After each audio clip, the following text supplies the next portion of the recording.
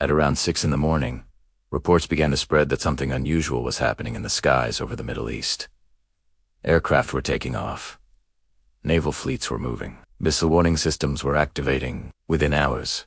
Explosions were reported in Tehran. What followed quickly became one of the most shocking developments in the region in years. According to reports circulating at the time, the United States and Israel had launched a coordinated strike against targets inside Iran. For decades, tensions between these countries had been simmering, but a direct operation of this scale would mark a dramatic escalation. To understand why such a moment could even happen, we need to step back, because this story didn't begin that morning.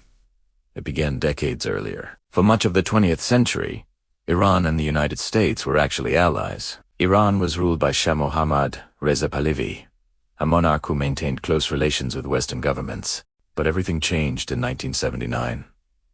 That year, the Iranian Revolution overthrew the monarchy and established the Islamic Republic under Ayatollah Ruhollah Khomeini. The new leadership positioned itself firmly against Western influence and declared strong opposition to both the United States and Israel. From that point forward, relations between Iran and the West deteriorated rapidly.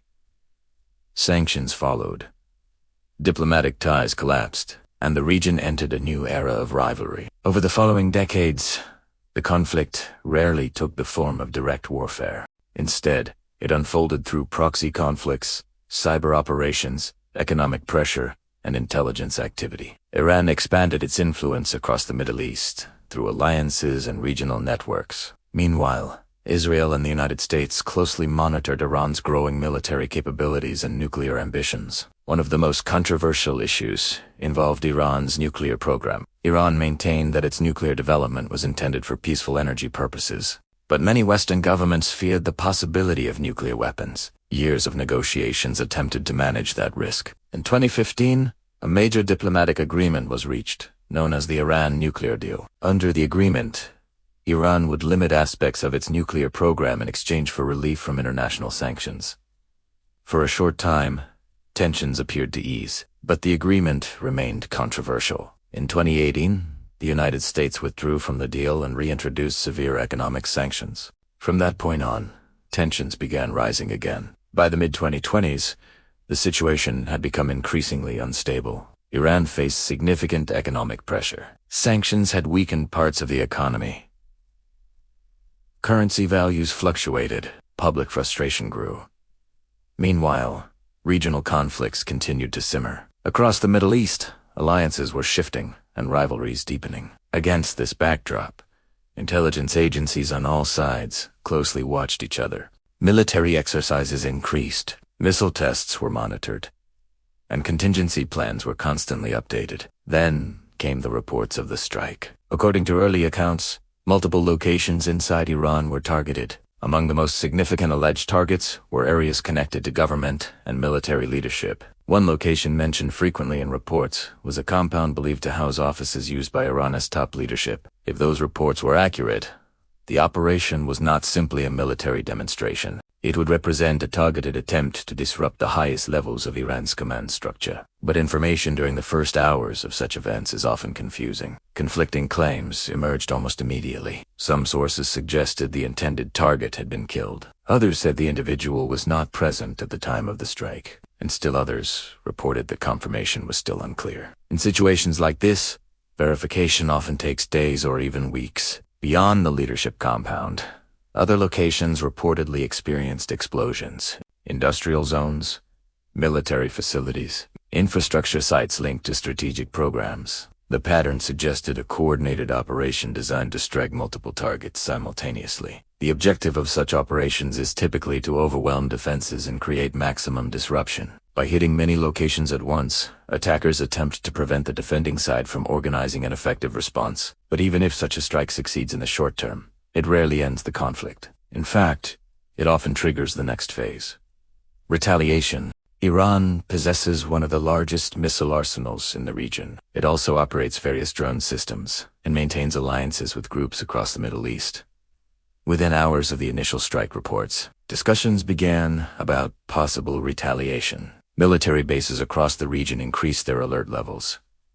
Air defense systems were activated. Civilian airspace in several countries was temporarily restricted as a precaution. In cities across Israel, sirens reportedly sounded as missile defense systems prepared to intercept potential incoming threats. Meanwhile, U.S. military installations throughout the region shifted into high readiness. The situation had suddenly become extremely volatile. Beyond the immediate military exchanges, the potential consequences extended far beyond the battlefield. One of the most significant concerns involved global energy markets. The Persian Gulf is one of the most important energy corridors in the world. A large percentage of global oil shipments pass through the Strait of Hormuz, a narrow waterway connecting the Gulf to international markets. Any disruption to shipping in that area could send shockwaves through global energy prices. Even the threat of instability can cause markets to react. Oil prices often spike when tensions rise in the region. Investors, governments, and energy companies watch these developments closely, because what happens in the Gulf can quickly affect economies across the entire world. At the same time, political reactions began emerging internationally. Governments issued statements urging restraint. Diplomatic channels activated behind the scenes. Allies consulted with each other about possible responses. In situations like this, communication becomes critical. Even countries that strongly oppose each other often maintain back-channel contact to prevent misunderstandings. History shows that escalation can happen quickly when communication breaks down, and when multiple military forces operate in close proximity, the risk of miscalculation grows. Inside Iran, the situation was equally uncertain. Leadership transitions during moments of crisis can be unpredictable.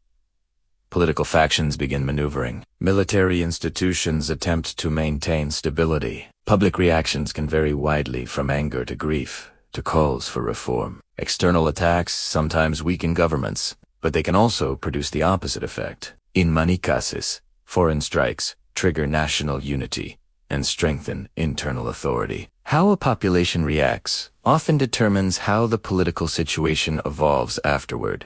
Meanwhile, the broader region faced its own challenges.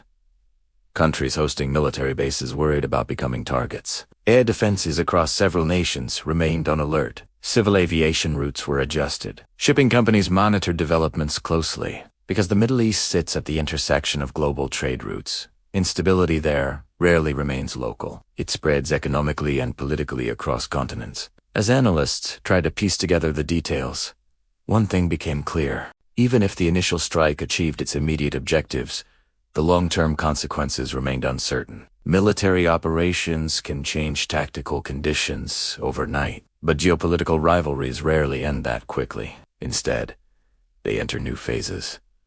Sometimes calmer, sometimes more dangerous, and often unpredictable. For now, the world watches closely. Diplomats search for ways to prevent further escalation. Military forces remain alert, and millions of people across the region wait anxiously to see what happens next. Because in geopolitics, the most dangerous moments are not always the explosions themselves. They are the days that follow. The days when leaders must decide whether to escalate or step back from the edge. And those decisions will shape the future of the region for years to come.